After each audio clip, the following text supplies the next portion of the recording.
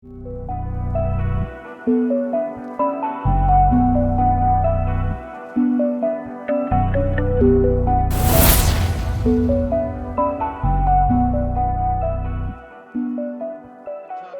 Beverly and Lee Spurgeon. Those are guys I've been training with for years. They've been putting in the work. Ken has been knocking on the door of the UFC for a long time. I'm gonna be honest, guys. That right there in Mingo County, that is what we would call a hoss cat. That is beautiful. I love it. Oh, another good one. And here we see Joseph Perry. Joe Perry is an inspiring guy. We talk a lot about inspiration tonight. Joe inspires me. He's a guy who we've seen multiple times. We've seen him in MMA. His debut fight was against Alex Davis. And, you know, he took a beating there. Then he fought Matt Christ, who's a killer, who's a pro now. He's fought the first two guys he fought out of the gate are now pros. And then we saw him in this trilogy with my former student, Ronnie Schultz. They fought twice, had these great fights. And Joe is one of those guys, though, even though he's taken some hard losses, he loves the sport. He keeps coming back and getting better. And he looked amazing in his last fight. This next fight is a heavyweight boxing match. Coming to you out of the blue corner, give it up for Dakota, Fat Thor, Begley. Yes. And out of the red corner, his opponent, Joe Perry. The blue corner, those do not look like sit-down close. Joe Perry was a guy who started out self-taught, wasn't training with anybody. He took those first two losses. He's like, you know what? He could have quit, and he thought about it. I interviewed the guy. He's like, I thought about giving up. He's like, I just didn't. I had to keep trying.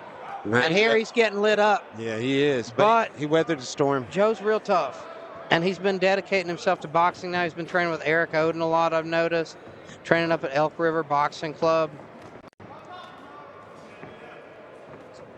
Again, these are guys, I mean, is he a southpaw or is he just switching stance, meaning Joe Perry? I believe he is a southpaw. Yeah, I think he's predominantly been in that stance. I think he switched to orthodox just for a second. But Begley hits hard. Begley started out in a redneck brawl. Came right out of the gate with a knockout. And then, you know, he stepped into competition in MMA with us at New Line. That was a war he was in. It lasted 30 seconds, and he got clipped in the small gloves, got knocked out.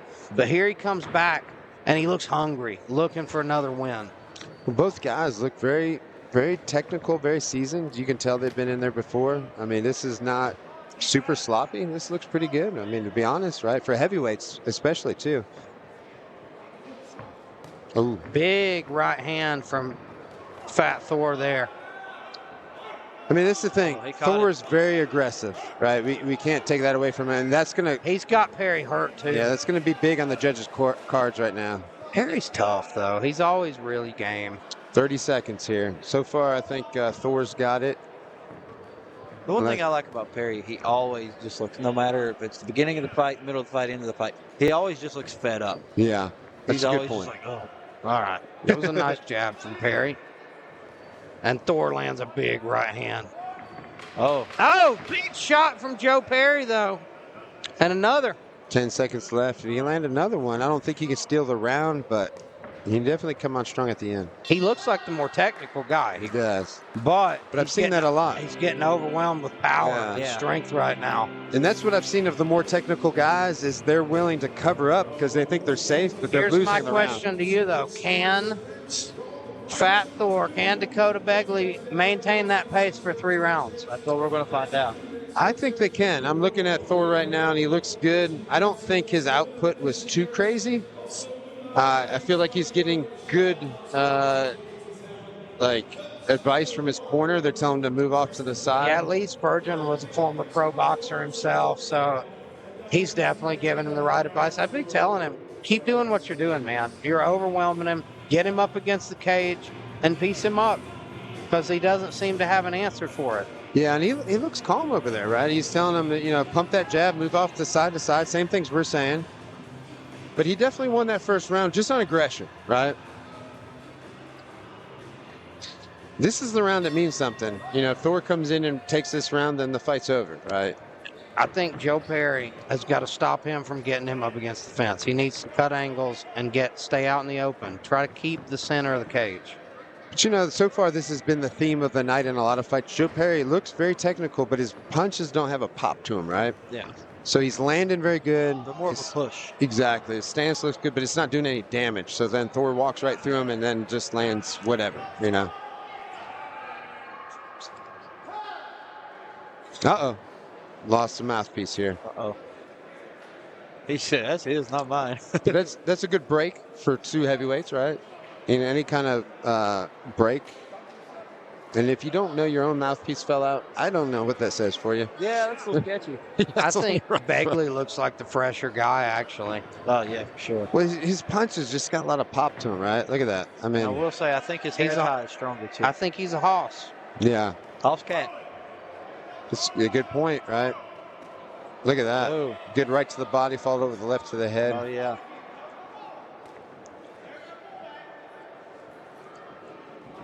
Then Joe Perry's leaning quite a bit on his back foot, which is fine. But when you throw that, too, you have to extend, you have to transfer that weight forward. Exactly, and that's the part I don't think he's doing. Do you agree? Like, I feel like Yes. you're right. He's leaning back, but when the straight light or the straight left comes, it's just not have the pop on it because he's not leaning forward. Well, you take a look at one of the greatest power punchers of all time, and like Jack Dempsey, he literally would fall into his shots. Like he's throwing himself into the shots, and we saw Brennan Kelly earlier in the night. That's how he throws his punches. Like he's throwing everything he's got into it. And if you see, you know, if you watch Fat Thor there, you know, when especially when he had him up against the cage earlier, he turns his shoulder and his hip into his punches, and that's why he's having more, you know, success with it. And I know Begley's putting in rounds with Ken Beverly all the time, and Ooh, that's a good left, but from experience, Ken Beverly spars hard. He's been putting in hard rounds with a very talented fighter. And you can see he's comfortable in the pocket because of it.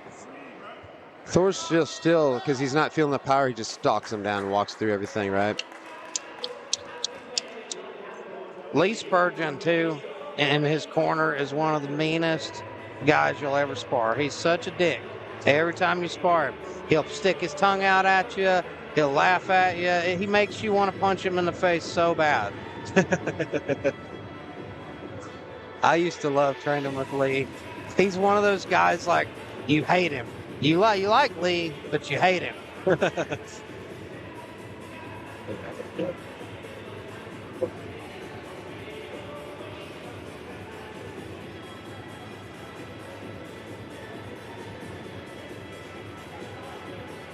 Lee's one of those guys, his pro boxing career, you know, I know he's probably not happy about his record, but he took fights for money. He was one of those guys, like, he was fighting anybody at any time.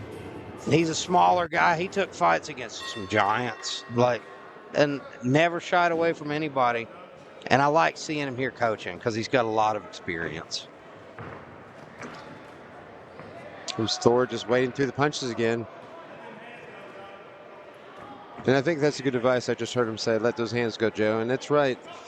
I think Joe, again, we've said it all night, he's been throwing some punches, but they don't have the pop on him. There's the first knockdown of the fight, and Joe's hurt. Yeah, that counted it. It caught him behind the ear. I think it was definitely a knockdown. Well, he's exhausted now too, right? So let's see how he weathers the storm. It's a minute and a half left. That's a long time. Yeah, and I mean, if I'm Fat Thor, I'm gonna be smart about it, but I'm gonna. Oh, and all of us landed. Right. They should probably call the fight. And I say this because it's inevitable, right? At this point, let's save Joe from getting hurt, and they're not going to. But I feel like Joe probably just take a knee here in a second.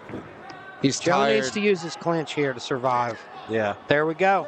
Yeah, he's tired. I mean, look, props to him for fighting. His hair's in his face. He's going. He's giving it all he's got. But I feel like... And he's still coming after him. Yeah. Joe's got a lot of heart. He does. That's why he's a guy I've always admired. I admire him too. Because I've seen him take such tough fights. fights. His mouthpiece. That should be it. That's 3 knockdowns. He's not going to... His mouthpiece is on the ground good. Joe wanted to keep going. But, you know, he was overmatched, 22 seconds left.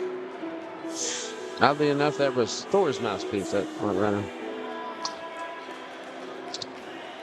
One more fight. These guys think they're the main event, so props to them for being in the main event tonight. Yeah. Ronnie Schultz and James Estep.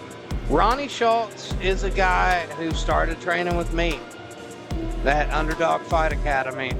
And It's a great name. I remember I kicked him in the head when I came down there and visited you guys one time. I mean, blasted him. And he looked at me and went, woo! Ronnie is tough as nails. He got into this sport really late. He's almost at 40 years old right now. He knew all the medical testing that would happen if he didn't start fighting. So he just jumped in. I didn't know if he was quite ready for that first fight. And he fought Joe Perry. He took a loss there. He lost both fights to Joe. And Ronnie's a guy like, he's doing it for the love of it. I'll tell you, at this point, he's doing it because he likes doing it. Referee stoppage at 1 minute 33 seconds in the third round. Winner, Dakota Fat Thor Begley out of the blue corner. then it'll be better. I'll tell you something about Ronnie. Like, I'm shocked.